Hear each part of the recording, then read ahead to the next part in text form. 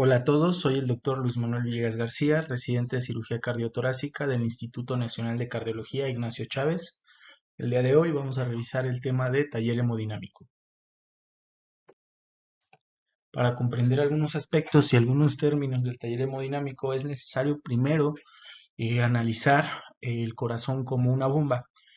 El corazón como bomba lo podemos dividir nosotros en dos partes a grandes rasgos, una bomba del lado derecho y una bomba del lado izquierdo. La bomba del lado derecho, esta se considera un sistema de baja presión, mientras que la bomba del lado izquierdo se considera un sistema de alta presión.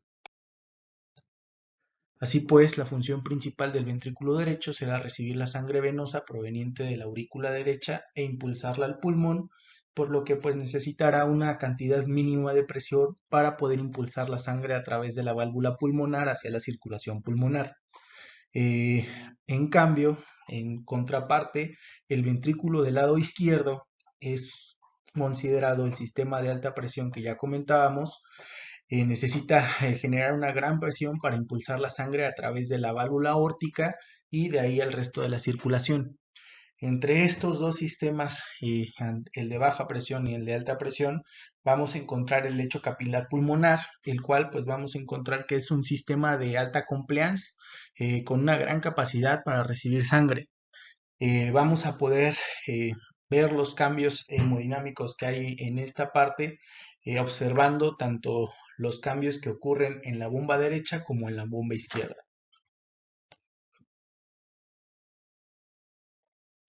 Para entender nosotros que el corazón va a estar trabajando como una bomba, vamos a encontrar primeramente que el corazón va a trabajar tanto con volúmenes como con presiones. Estos van a estar comprendidos dentro del ciclo cardíaco, el cual va a estar dividido en dos. Tanto en la sístole como en la diástole vamos a encontrar algunas subfases o algunas fases que son importantes de revisar. La primera fase de la sístole se denomina fase de contracción isovolumétrica, la cual se va a mostrar inmediatamente después del QRS en el trazado del electrocardiograma. Y esta fase es dada por la despolarización ventricular, la cual pues va a producir un acortamiento de las fibras musculares y que va a producir asimismo un aumento de la presión dentro de los ventrículos. Cuando se aumenta la presión y esta presión excede la presión diastólica tanto de la arteria pulmonar para el ventrículo derecho y de la aorta para el ventrículo izquierdo, las válvulas tanto pulmonar y aórtica se van a abrir. Es importante recalcar que durante esta fase es donde mayor consumo de oxígeno hay por parte del miocardio. La segunda fase de la sístole es la eyección ventricular rápida. Una vez que las válvulas pulmonares y aórticas se abren, las fibras musculares se acortan aún más. Esto pues aumenta la presión dentro de ambas cavidades, lo que ayuda a propeler el mayor volumen sanguíneo fuera de los ventrículos. Durante esta fase se va a eyectar aproximadamente entre el 80 y 85% de la sangre en cada una de estas cavidades. Si lo transpolamos nosotros al electrocardiograma, esto sería lo que corresponde al segmento ST. Tercera fase o fase de eyección ventricular reducida. En esta pues ya se eyectó la mayor parte de sangre tanto de la cavidad derecha como tanto de la cavidad izquierda. Y aquí la presión aórtica y la presión pulmonar ya son ligeramente superiores a las presiones ventriculares correspondientes, por lo que se comienza un flujo retrógrado que generalmente es trivial, pero que ayuda a cerrar tanto las válvulas semilunares, tanto de la aórtica como de la válvula pulmonar. Esto, si nosotros lo transpolamos al electrocardiograma, va a corresponder a la onda T, en la cual pues el trazado arterial, si nosotros lo vemos en una onda, va a corresponder a una onda dícrota, que correspondería como tal al cierre de ambas válvulas semilunares. Al igual que en la sístole tenemos una fase de contracción isovolumétrica, durante la diástole vamos a encontrar que vamos a tener una fase de relajación isovolumétrica. Asimismo, a medida que la tensión va disminuyendo, existe menos presión en los ventrículos que en las aurículas. Esta situación se va a ver reflejada con la apertura de las válvulas auriculoventriculares, lo que va a iniciar la segunda fase de la diástole, que es la fase de llenado ventricular rápido. Durante esta fase, aproximadamente 2/3 del volumen sanguíneo se van a mover de forma pasiva desde las aurículas hacia los ventrículos. La tercera fase también es denominada fase de llenado lento o pasivo y pues durante la misma más sangre auricular va a entrar a los ventrículos.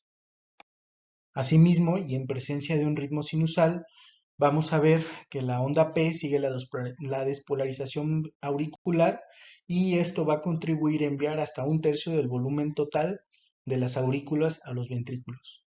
Al final o hacia la parte final de esta tercera fase, vamos a encontrar que existe una presión muy similar tanto en la aurícula como en el ventrículo. En este momento, que correspondería al final de la diástole, vamos a encontrar que el ventrículo excede la presión auricular y las válvulas auriculoventriculares comienzan su cierre. Una vez que nosotros determinamos o evaluamos cada momento del ciclo cardíaco y lo graficamos como en la imagen que mostramos a continuación, vamos a determinar cuál es el momento de mayor tensión en relación con el volumen de cada una de las cavidades. Asimismo, en este momento es importante definir lo que es la ley de Frank-Starling, la cual describe la relación que existe entre la longitud del músculo cardíaco y la fuerza de contracción. En forma muy simple, a medida que se estira la fibra muscular en diástole o más volumen existe en el ventrículo, más enérgica será la próxima contracción en sístole. Esto pues en un estado fisiológico alcanza un límite hasta una longitud máxima de las fibras musculares aislada de aproximadamente 2.2 micras. Una vez definido la ley de Frank-Starling, es necesario también definir los conceptos de precarga y poscarga. La precarga se va a definir como la tensión parietal al final de la diástole y esto va a hacer referencia sobre todo al volumen existente en el ventrículo en esta fase. La poscarga va a ser importante también para la determinación de nuestro taller hemodinámico, ya que va a hacer referencia a la tensión parietal necesaria para inyectar un volumen sanguíneo contra una resistencia y se va a definir como la tensión parietal existente durante la sístole. La poscarga pues va a estar determinada por una serie de factores que va a incluir tanto el volumen y la masa de la sangre inyectada, el tamaño y el grosor de la pared ventricular y la impedancia de la vasculatura periférica. Para evaluar cada uno de los aspectos que va a comprender nuestro teorema hemodinámico, vamos a comenzar con lo que es la presión arterial media, la cual va a reflejar la presión promedio del sistema arterial durante un ciclo cardíaco completo de sístole y diástole. La sístole va a requerir 1/3 del ciclo cardíaco, mientras que la diástole va a utilizar los 2/3 restantes. Esto pues se puede ver reflejado en la fórmula para calcular la presión arterial media de manera indirecta. Sin embargo, podemos contar también con la utilización de líneas arteriales, las cuales van a hacer esta función. Asimismo, es importante también mencionar la presión de pulso, que es la diferencia de presión entre la presión sistólica y la presión diastólica, ya que esta nos puede dar una relación o nos puede ayudar a comprender mejor en un mecanismo, por ejemplo, de un shock cardiogénico, en el cual la reducción del volumen de eyección va a resultar en una presión de pulso menor. Al contrario, por ejemplo, como sucede en las arterias de las personas de la tercera edad, en las cuales pues la rigidez de la arteria va a mostrar una presión sistólica aumentada, mientras que la presión diastólica va a estar un poco disminuida. Es importante también evaluar las modificaciones que surgen en la presión arterial sistémica a partir de las ondas de esta. Por ejemplo, la presencia de un pulso disminuido y retardado con respecto a la onda electrocardiográfica va a sugerir una importante estenosis aórtica, mientras que un pulso alternante, caracterizado por una alternancia de pulsaciones amplias y pequeñas, nos puede sugerir que el volumen de eyección está disminuido entre cada latido y puede ser debido a cardiomiopatías o enfermedad isquémica del corazón. Un pulso hiperdinámico, al contrario, Puede estar presente en pacientes con una insuficiencia aórtica o estados hiperdinámicos, tales como la tirotoxicosis o las anemias, por ejemplo, o en presencia de fístulas arteriovenosas. La presencia de un ascenso rápido con dos picos sistólicos, denominado también pulso biferens, puede ser causado por la regurgitación aórtica, estados hiperdinámicos o una cardiomiopatía hipertrófica con obstrucción dinámica del tracto de salida del ventrículo izquierdo. Asimismo, el pulso paradojal es en el cual se va a encontrar una presión arterial sistólica que va a disminuir más de 10 milímetros de mercurio durante la inspiración, y este pues va a ser frecuentemente encontrado en pacientes con taponamiento cardíaco y ocasionalmente en individuos con pericarditis constrictiva, sobre todo en algunos individuos con enfermedad pulmonar obstructiva crónica severa, asma o en algunos casos de embolismo pulmonar agudo. La presión capilar pulmonar y la PVC van a estar muy en contacto, y en algunas ocasiones se considera que son muy estrechas o son casi iguales. Sin embargo, vamos a encontrar también que la presión capilar pulmonar va a estar muy en relación a lo que es la presión de enclavamiento pulmonar, la cual se va a obtener cuando un catéter, en este caso Swan-Ganz, es insuflado y interrumpe el flujo de la arteria pulmonar, y esto pues va a registrar una presión de la columna de líquido que se va a obtener al final del catéter. Cuando no existe ninguna obstrucción entre el punto de enclavamiento y la aurícula izquierda, la presión enclavada va a ser idéntica a la presión de la aurícula izquierda. Esto por la presión capilar pulmonar. Es importante también mencionar que el árbol vascular pulmonar va a ofrecer una escasa resistencia al flujo, y aproximadamente el 60% de esta resistencia pulmonar es dada de forma precapilar por las arterias, mientras que el 40% restante se da de forma postcapilar, de forma venosa. Y asimismo, como ya lo mencionamos hace un momento, la relación que existe tan estrecha entre la presión de enclavamiento pulmonar y la presión capilar pulmonar se puede también relacionar en la fórmula de Gard, en la cual se va a estimar eh, la presión capilar pulmonar a partir de la presión de enclavamiento pulmonar. Sin embargo, vamos a encontrar que va a haber pocos milímetros de mercurio de diferencia entre cada una de estas dos mediciones. Sin embargo, va a haber situaciones especiales en las cuales la presión de enclavamiento pulmonar y la presión capilar pulmonar pues van a ser muy distintas. Esto, por ejemplo, en el síndrome de estrés o dificultad respiratoria, en los cuales pues se va a encontrar una gran diferencia entre la presión capilar pulmonar y la presión de enclavamiento. La presión capilar pulmonar, así como la presión de enclavamiento, van a reflejar la presión de la final de la diástole del ventrículo izquierdo, y esto va a ser un indicador fundamental de la función cardíaca, en específico de la precardia. Cuando nosotros graficamos la PVC, también podemos realizarlo mediante la graficación de deflexiones tanto positivas como negativas, y que van a estar relacionadas con el electrocardiograma.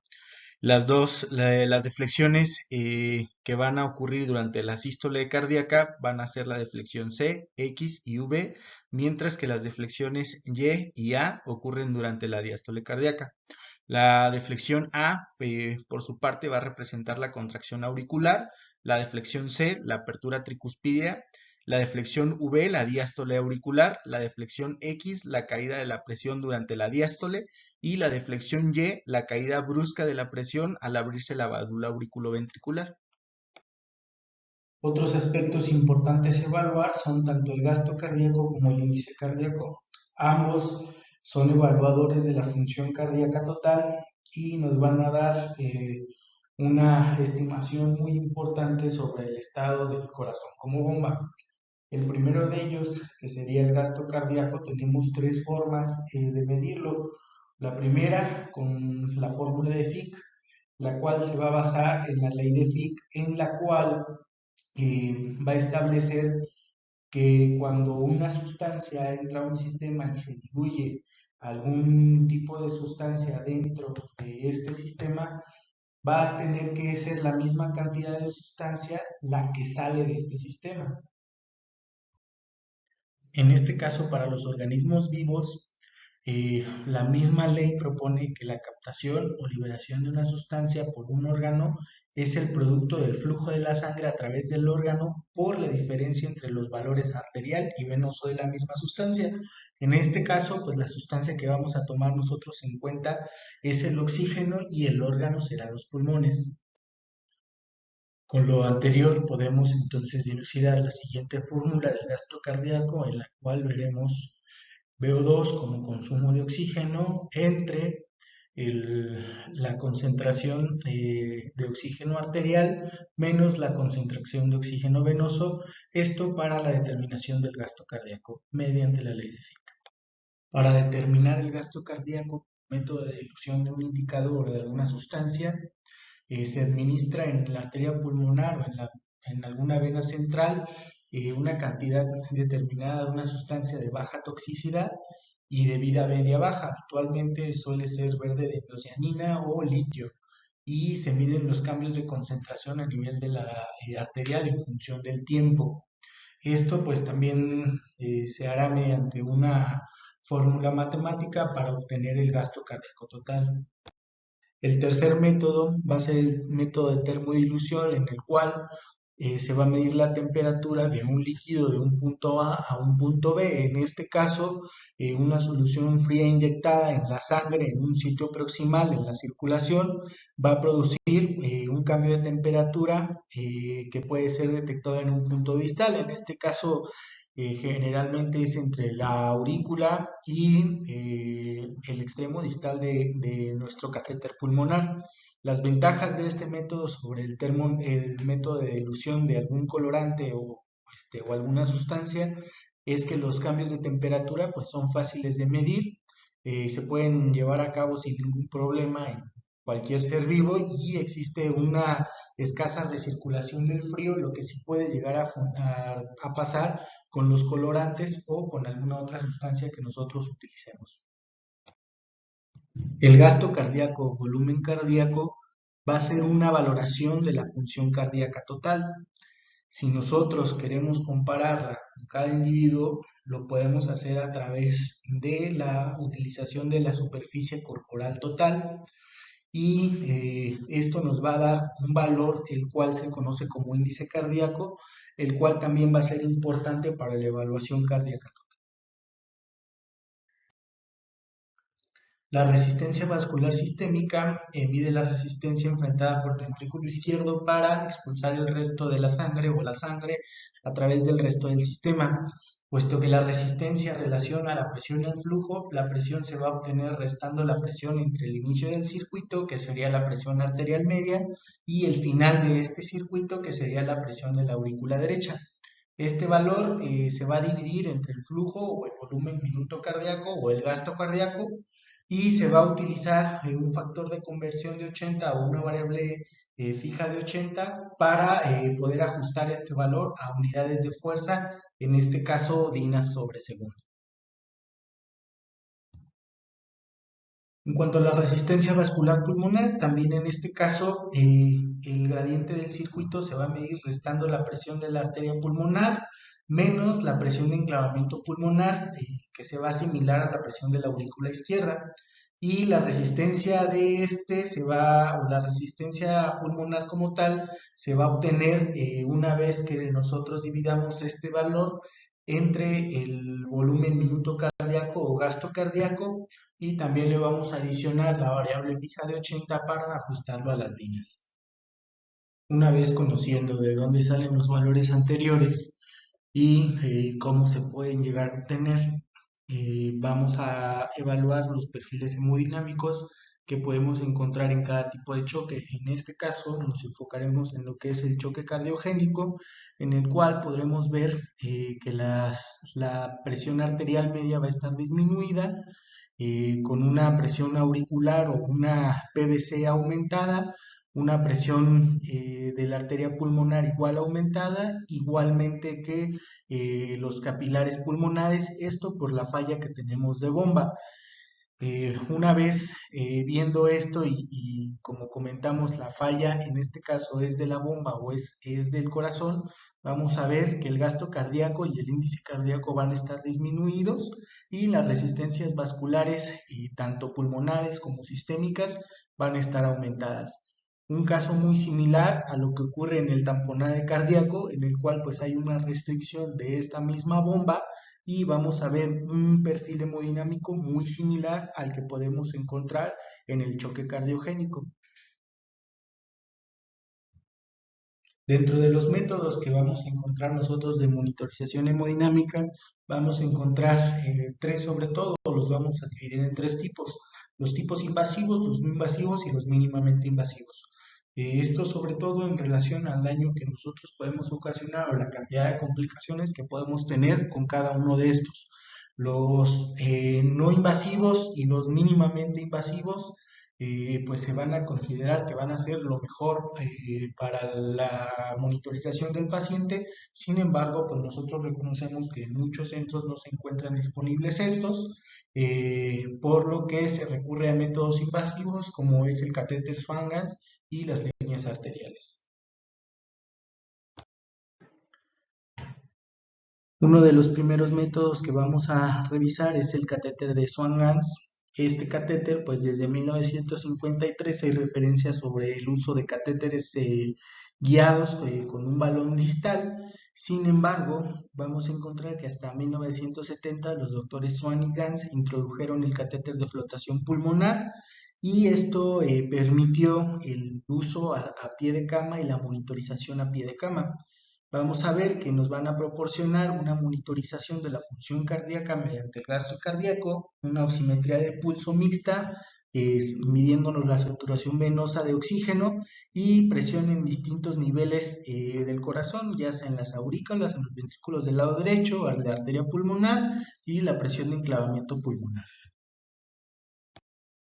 Vamos a encontrar que va a estar fabricado cada uno de estos catéteres con polivinil cloruro, van a estar marcados cada 10 centímetros y van a tener una longitud total de entre 60 y 110 centímetros aproximadamente. Van a tener un grosor o un calibre de 4 a 7.5 French aproximadamente cada uno. Esto dependiendo pues del uso y del tipo de catéter que estemos utilizando y de los lúmenes que estemos utilizando, ya que va a haber catéteres con más o con menos lúmenes dependiendo de la función que nosotros le queramos dar a este tipo de catéteres. Sin embargo, generalmente van a tener entre 4 a 6 lúmenes, esto sobre todo para medir distintas cavidades del corazón, como por ejemplo el lumen distal es el que se encuentra enclavado en la arteria pulmonar y uno de los lúmenes proximales casi siempre se encuentra a nivel de la aurícula derecha.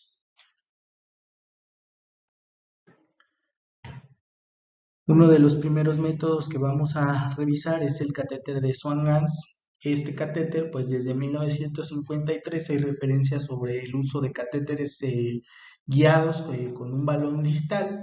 Sin embargo, vamos a encontrar que hasta 1970 los doctores Swan y Ganz introdujeron el catéter de flotación pulmonar y esto permitió el uso a pie de cama y la monitorización a pie de cama. Vamos a ver que nos van a proporcionar una monitorización de la función cardíaca mediante el gasto cardíaco, una oximetría de pulso mixta, midiéndonos la saturación venosa de oxígeno y presión en distintos niveles del corazón, ya sea en las aurículas, en los ventrículos del lado derecho, la arteria pulmonar y la presión de enclavamiento pulmonar.